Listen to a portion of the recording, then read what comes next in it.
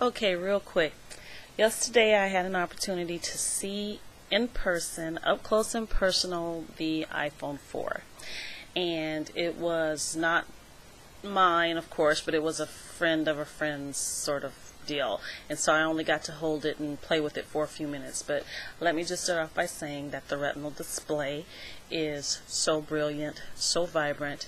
It blows any other cell phone display right out of the water, and so I think the hype on that has been correct.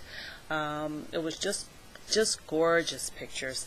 I understand that the video, obviously you can shoot high quality video, HD video, and that there is quite a bit of editing that you can do actually on the phone. So of course I did not get a chance to try out that feature, but that's what I was told. And so if that's not correct, please forgive me, but that's what I was told.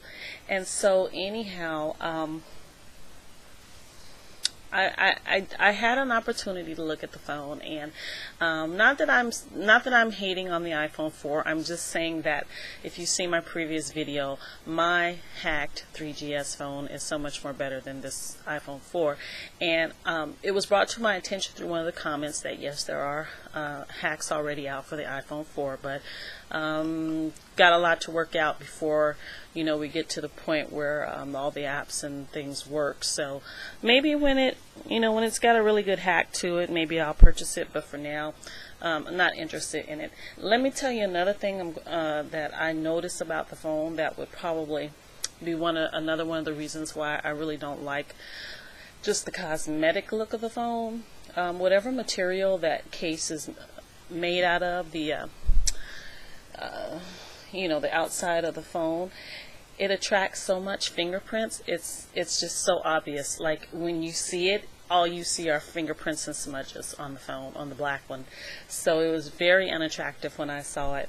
And this person who showed me the phone, they had only had the phone for a week, and there was already a scratch on the phone. So one of the things that I think is bad about the whole way they've rolled this iPhone 4 out is, number one, they've changed the rate plans. I'm sure everybody has heard the data plan is not unlimited anymore. It's based on usage. And then they made this phone whereas it's not as sturdy as the previous iPhones. And so if you drop this thing, it's probably going to crack. And I understand that the insurance, AT&T, now, I could be wrong about this, but it's my understanding that AT&T doesn't offer any insurance on this phone, and that you have to go out to, one of those companies like Assurion, or however you say it, and that their insurance is so cost prohibitive that people are just not even purchasing insurance on the phone.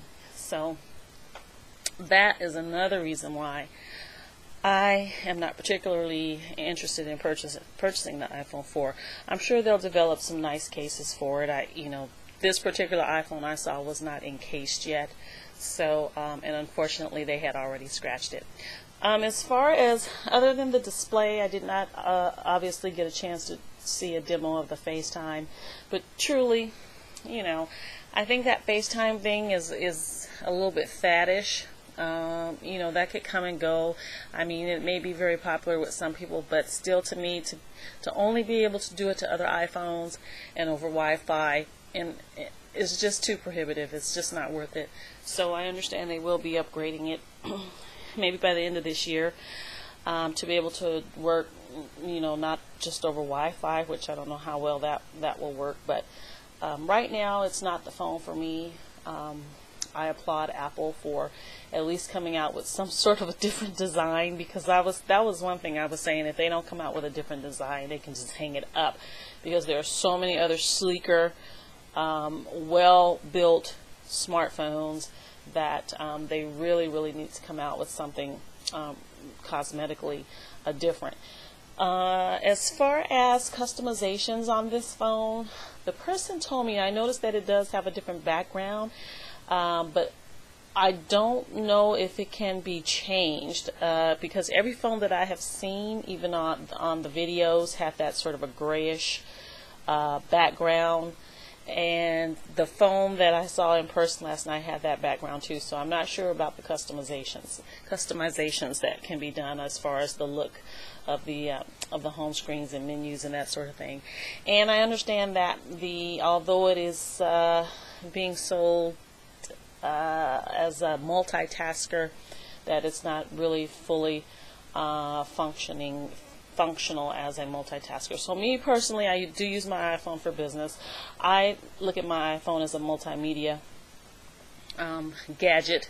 I use it more for media than a phone. So I don't know. I'm still not moved.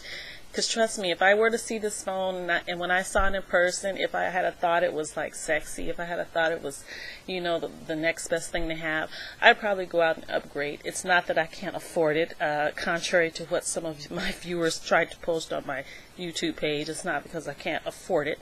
It just doesn't do anything for me.